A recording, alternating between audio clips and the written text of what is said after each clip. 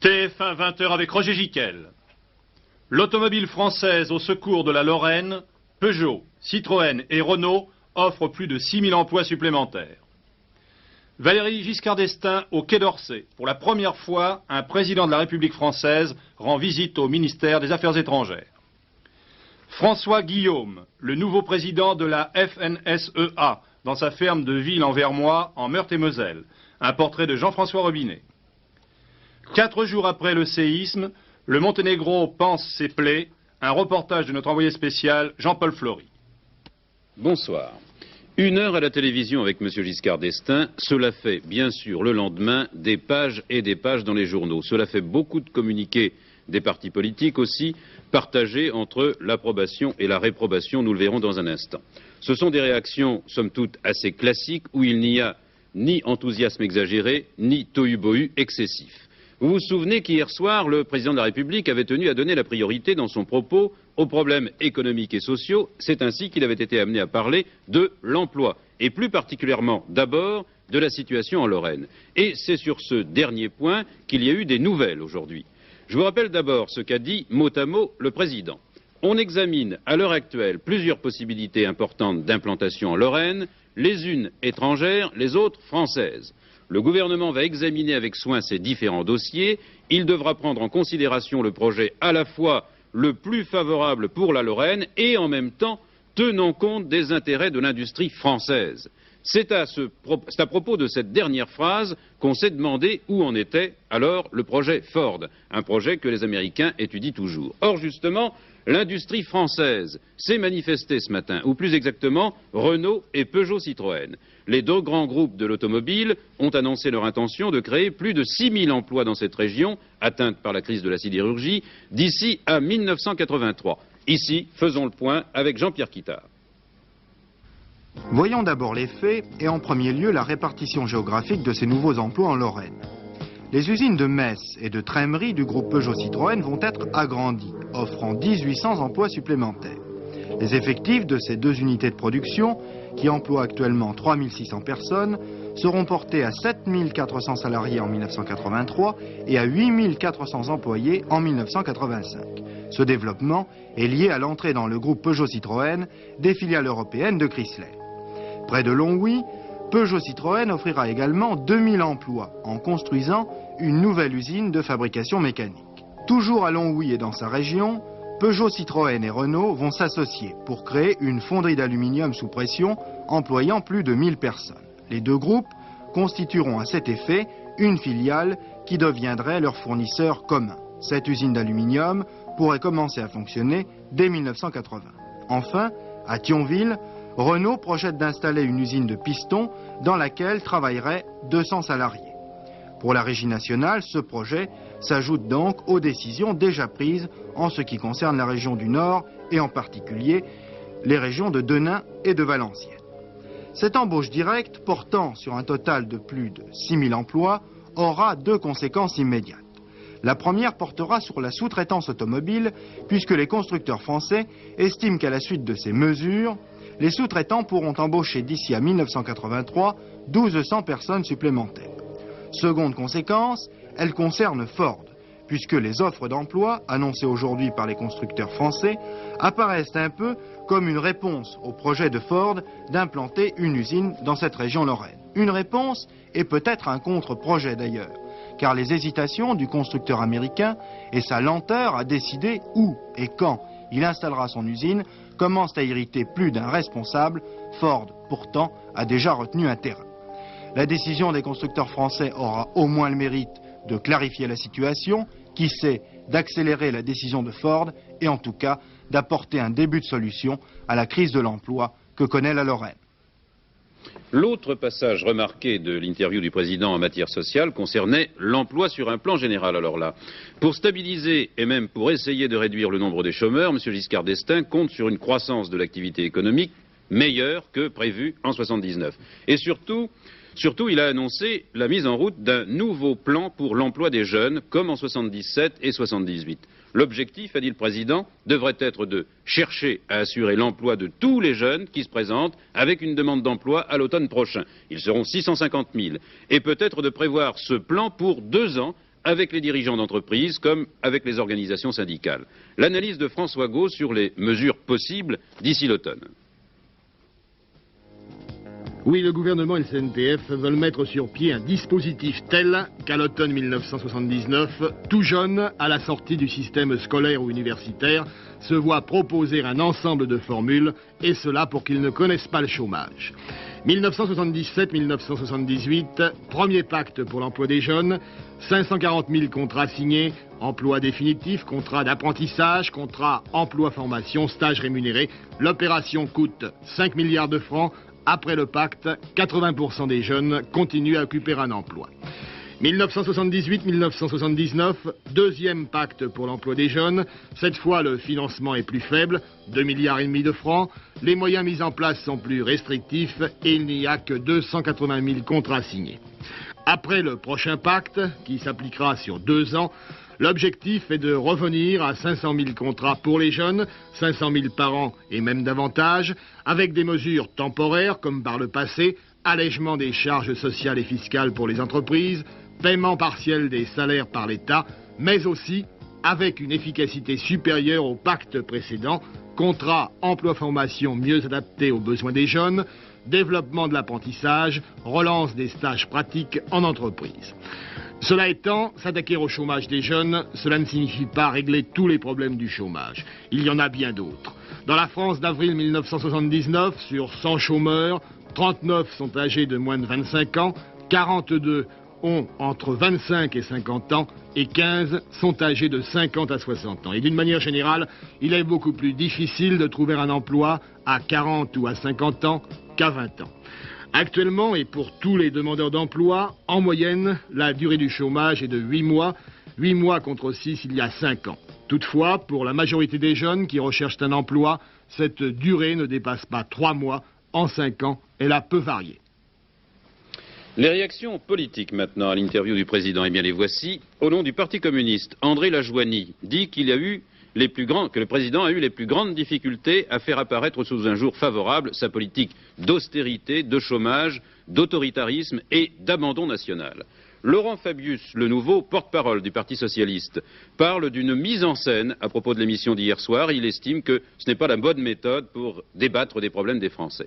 Dans la majorité, bien sûr, l'UDF approuve le président de vouloir mettre fin aux tensions artificielles et à l'agitation. L'UDF dit qu'elle ne prendra jamais l'initiative d'une rupture du pacte majoritaire et souhaite la concertation avec le RPR. Mais là, tout à l'heure, Jacques Chirac, avant un meeting à Montpellier, a dit aux journalistes qu'il avait été choqué par les propos présidentiels dans lesquels il a vu une attaque personnelle, bien que son nom n'ait jamais été cité. Jacques Chirac dit « En 15 jours, M. Barre m'a traité d'enflure et le chef de l'État m'a qualifié d'agité. Je mets cela au compte des péripéties », a conclu Jacques Chirac. On tient à dire à l'Élysée que le président de la République ne visait personne, en particulier en disant si la France avait eu un chef d'État agité au cours de ces dernières années, l'opposition serait au pouvoir. Auparavant, le président avait dit que ce n'était pas par tempérament, que lui-même était calme, mais par un choix politique raisonné. Voilà dans quel contexte, en tout cas, se préparent les rendez-vous de demain à l'Élysée. À 11 h, M. Giscard d'Estaing recevra Jacques Chirac, donc, et une délégation du RPR, composée de Michel Debré, Pierre Messmer et Claude Labbé. L'après-midi, à 15 h 30, c'est Jean Le Canuet, président de l'UDF, qui sera reçu à l'Élysée. Thème des entretiens, sans doute la préparation de la campagne électorale pour les européennes. Le chef de l'État veut éviter l'affrontement entre les deux listes, UDF et RPR, et même, si possible, dégager un accord maximum au sein de la majorité. Mais la façon de voir la construction européenne reste très différente entre les deux principaux mouvements de la majorité. Parmi les candidats UDF aux élections européennes figure, vous le savez sans doute, et c'est officiel depuis ce matin, Michel Debatisse, le président des agriculteurs de la FNSEA. Il n'est pas le seul représentant du monde agricole, d'ailleurs, à être candidat aux européennes. Monsieur Maffre-Bauger, l'un des leaders du Midi viticole, sera sur la liste du Parti communiste. Monsieur Georges Sutras sur celle du Parti socialiste. Monsieur Jean Mouchel sur celle du RPR. Ces dernières années, on a souvent évoqué la possibilité pour Michel de Baptiste d'entrer dans la carrière politique après 15 années passées à défendre les intérêts agricoles. Eh bien cette fois-ci, ça n'est plus une rumeur. Michel de Baptiste a démissionné de son poste pour entrer sur la liste UDF aux européennes. Un nouveau président lui succède, François Guillaume, qui a lui aussi une solide expérience syndicale, agricole. Il fut le président du Centre national des jeunes agriculteurs. Entre Michel de Baptiste et François Guillaume, la continuité ne fait pas de doute. Jean-François Robinet. Secrétaire général de la FNSEA en 1968, Michel de Baptiste en était devenu le président 3 ans plus tard. Dès l'âge de 24 ans, il avait été nommé secrétaire général de la jeunesse agricole catholique. Il travaillait alors à la ferme paternelle de Paladuc, 14 hectares dans le Puy-de-Dôme. Tout en soignant les vaches, il fabriquait des couteaux pour les industries locales. Et il manie toujours aussi bien les outils que le patois. On s'oublie pas quand même. Non, ça s'oublie pas. Voilà. Quincaramou mitaille. Oui, D'une zone de montagne, la présidence passe aux plaines de l'Est, aux portes de Nancy. À Ville-en-Vermois, petite commune rurale, François Guillaume est fermier de 115 hectares. Il produit des céréales, du lait et de la viande. Président de la fédération départementale, il était secrétaire général de la FNSEA depuis 3 ans. Ce Lorrain de souche aime particulièrement s'occuper de ses animaux. Comme tous les agriculteurs, il est agronome, comptable et vétérinaire. Bon, je prépare ça et puis on donnera ça ensemble tout à l'heure. Là, je regarde simplement s'il y a un trou, s'il y a un abcès. Il n'y a pas de trou, il n'y a pas d'abcès. Bon, ben moyennant quoi, c'est un traitement par voie générale qu'on va lui refaire. Hein. Âgé de 46 ans, François Guillaume était considéré comme le dauphin de Michel de Baptiste. Les opposants de la Fédération agricole lui reprochent à lui aussi sa conception d'un syndicalisme de concertation. Il n'en a pas moins été élu à une quasi-unanimité au poste de président. J'ai toujours expliqué que je considérais, et je crois que mon prédécesseur nous a montré le chemin, que la concertation était la forme la plus intelligente de la contestation. Et que je pense que les pouvoirs publics redoutent plus d'avoir en face d'eux des gens qui connaissent les dossiers et qui sont capables de discuter jusqu'au fond des choses, du moindre détail des problèmes qui sont posés, plutôt que d'avoir des gens qui vont brutalement poser les problèmes. Quand on dit de quelqu'un qu'il s'exprime dans un langage diplomatique, c'est pour bien montrer qu'il est extrêmement prudent. Mais ça signifie aussi le plus souvent qu'on ne comprend pas grand-chose à ce qu'il dit. À force de précaution, le diplomate apparaît souvent comme un personnage un peu vieillot et plutôt passif. En quelques années, plusieurs ministres des Affaires étrangères ont annoncé des réformes chez les fonctionnaires de la diplomatie française. Il y a 2 ans, la réforme a été vraiment entreprise. Sa mise en place est en train de s'achever. Et aujourd'hui, le président de la République s'est rendu dans ce haut lieu de la diplomatie française qu'on appelle, bien sûr, le Quai d'Orsay. C'est la première fois qu'un président de la République fait une telle visite au ministère des Affaires étrangères. Et devant 250 diplomates, toutes catégories, le chef de l'État, qui est le tout premier intéressé à l'action extérieure de la France, qui en est même le chef suprême, a souhaité que notre diplomatie soit moderne, ouverte et dynamique, surtout dans ce monde qui change, selon l'expression qu'il affectionne. Votre regard sur le monde dans lequel nous vivons, doit être celui d'un intérêt intelligent et sympathique. En 20 ans, plus d'une centaine d'États se sont éveillés à la vie internationale. Tous, ils sont en possession ou en quête d'une identité propre. Vous devez compter dans vos rangs des hommes capables de les comprendre, parce qu'ils se seront familiarisés avec leur langue, leur culture, leur histoire. Au-delà des rapports bilatéraux, des préoccupations communes à l'ensemble de l'humanité commencent à se faire jour. Il dépend de votre compétence que la France soit présente au premier rang dans les grands débats de notre monde et de notre temps, qu'il s'agisse des problèmes du développement, de la prolifération nucléaire ou du désarmement. À cet égard, un important effort d'investissement intellectuel nous est nécessaire pour pénétrer plus avant dans la maîtrise de ces difficiles sujets. Et pour dominer tous ces sujets de plus en plus complexes, il faut que cette vénérable maison, le Quai d'Orsay, le ministère des Affaires étrangères, bouge et s'éloigne de la routine, comme l'a souhaité le président de la République. À l'époque moderne, les diplomates n'ont plus l'exclusivité des voyages au loin, à l'étranger. Il y a aussi, pour se déplacer, pour animer la vie internationale, les hommes d'affaires, les industriels, puis aussi un peu les journalistes. Mais les diplomates gardent le monopole de la représentation officielle de la France à l'étranger. Avec leur voix, leur signature, ils engagent la France. Et à ce titre, dans ce monde qui bouge, ils doivent être à la fois des spécialistes, des experts, des coordonnateurs pour l'ensemble et aussi des prestataires de services pour les Français qui se trouvent à l'étranger. Innovation la plus remarquée de ce plan de réforme du Quai d'Orsay, la fameuse cellule de crise avec des cartes, des ordinateurs en cas de danger pour réagir au plus vite. Au fond, c'est peut-être la fin d'une certaine diplomatie, comme nous l'a dit le ministre Jean-François Poncet. On parle souvent de la diplomatie de la tasse de thé. Elle est morte depuis longtemps.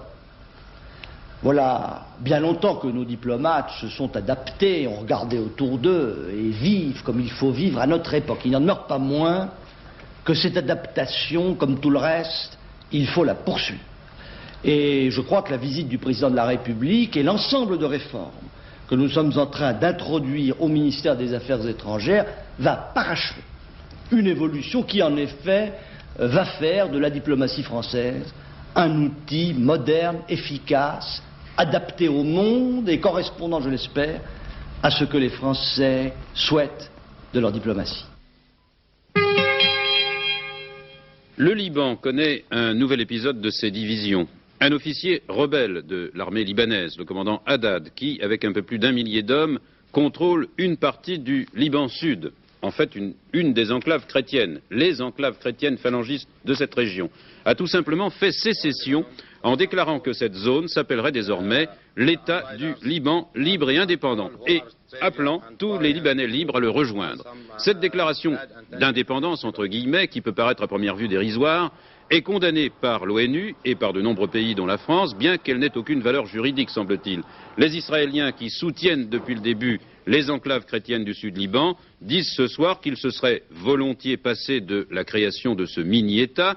Pourtant, le commandant Haddad occupe une position stratégique qui intéresse bien les Israéliens face aux Palestiniens et aux Syriens. C'est notamment la région où passe une rivière qui alimente le Jourdain. Ce matin, les forces du commandant Haddad ont bombardé très fortement les casques bleus de l'ONU et ils ont fait une dizaine de victimes parmi les civils.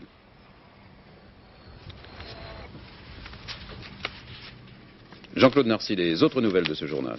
En Iran, alors que les partisans de l'ayatollah Taleghani manifestent depuis plusieurs jours en sa faveur, le chef religieux de Téhéran serait parvenu à un accord avec l'ayatollah Khomeini, qu'il a rencontré hier à Qom. La radio et la télévision diffusaient aujourd'hui les appels des deux ayatollahs qui soulignent leur volonté de surmonter leurs divergences. L'ayatollah Taleghani est de retour à Téhéran pour reprendre ses activités. Enfin, le gouvernement iranien a décidé aujourd'hui de mettre fin aux importations de voitures de tourisme pour économiser des devises et encourager la production nationale. Amin Dada serait encore en Ouganda, ont affirmé des témoins à des journalistes soudanais. Il se trouverait parmi ces troupes qui résistent aux forces du nouveau gouvernement, qui, elles, poursuivent leur avance, on les voit ici sur ces images, en compagnie des militaires tanzaniens. Cette avance se fait dans deux directions, le nord et puis l'est du pays. Pendant ce temps, à Kampala, la vie reprend et les habitants de la capitale reconstruisent leur vie. Ce soir, à 21h30, dans notre magazine L'événement, le magazine d'Henri-Marc, Christian Bernadac et Julien Besançon, un reportage de François Debray sur l'Ouganda, après les événements de ces derniers jours. Et puis ensuite, une enquête d'Alain Beverini sur les retraités de l'an 2000, un reportage sur les problèmes de la circulation au Japon de Jean-Louis Burgat, et puis, au sommaire de l'événement, un grand reportage de Roger Pic et Jackie Cargaillan sur le Vietnam et ses difficultés de reconstruction, alors que ce pays, vous le savez, est de nouveau engagé dans la guerre. Alors comment, après plus de 30 années de combats presque ininterrompus, le peuple vietnamien peut-il encore être pris entre deux guerres, au Cambodge et à la frontière chinoise ? Qu'en est-il aujourd'hui des rééduqués de l'ancien régime? Quelle est la situation des catholiques au Nord-Vietnam? L'archevêque d'Hanoï, le Premier ministre Phavan Dong, un ancien prisonnier politique libéré il y a 3 semaines, répondent ce soir donc à ces questions à 21h30. Élection européenne, le Centre national des indépendants et paysans a chargé M. Philippe Malot de constituer une liste. Et puis les présidents des conférences épiscopales des 9 pays de la communauté invitent les catholiques d'Europe à participer efficacement aux élections du 10 juin. Ils leur demandent de ne pas se contenter des seuls intérêts économiques et politiques des pays où ils vivent. Ils soulignent encore la nécessité de ce que l'Europe s'ouvre aux pays du tiers-monde. Nouvelle commande de 2 Airbus. Les lignes aériennes autrichiennes Austrian Airlines ont pris une option pour 2 avions gros porteurs qui seront livrables en 1984 et 1985. Maurice Biedermann a dit non à Manu France après s'être rendu sur place la semaine dernière pour étudier une reprise éventuelle. Le numéro 1 du prêt-à-porter européen renonce donc aujourd'hui à ce projet. Le motif avancé, eh bien, le redressement de Manu France est réalisable, mais la diversification de ses activités n'est pas opportune. À Fos-sur-Mer, 400 travailleurs de l'usine Solmer occupent depuis le début de l'après-midi les locaux de la direction et le central téléphonique pour demander l'ouverture immédiate de négociations. Ils réclament une augmentation de 300 francs pour tous et la mise en place d'une 5e équipe de travail. À la suite de l'assassinat de 2 médecins de la région du Nord par leurs patients, les cabinets médicaux seront fermés demain. Mais les urgences seront assurées. Les médecins du Nord sont inquiets de la dégradation de leurs relations avec les malades. Alors qu'en Chine s'intensifie la campagne de presse contre le printemps de Pékin, le public chinois a pu voir pour la première fois en 14 ans une pièce de théâtre étrangère. Il s'agit du Galilée de Bertolt Brecht, joué par une troupe de jeunes artistes chinois. Vous allez le voir dans des costumes européens, de l'époque d'ailleurs de la création, c'est-à-dire avant-guerre. La pièce a reçu un accueil enthousiaste de la part des spectateurs pékinois.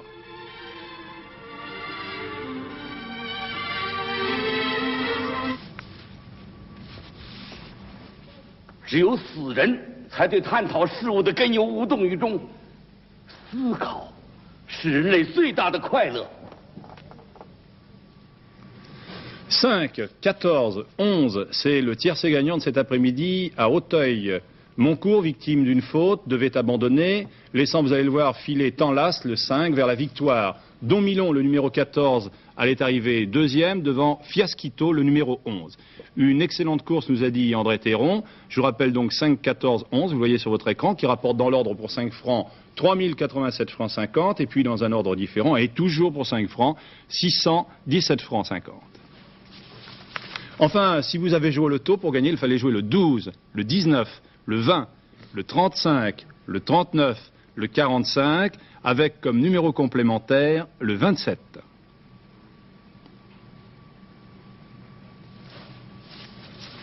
Voilà pour le loto. Nous allons passer maintenant au temps. Alors, après une courte interruption, enfin j'espère que c'était une courte interruption, que ça ne va pas revenir, le printemps, lui, revient à 14 heures. En tout cas, les températures étaient en hausse par rapport à celles d'hier. Elles étaient comprises entre 7 et 16 degrés.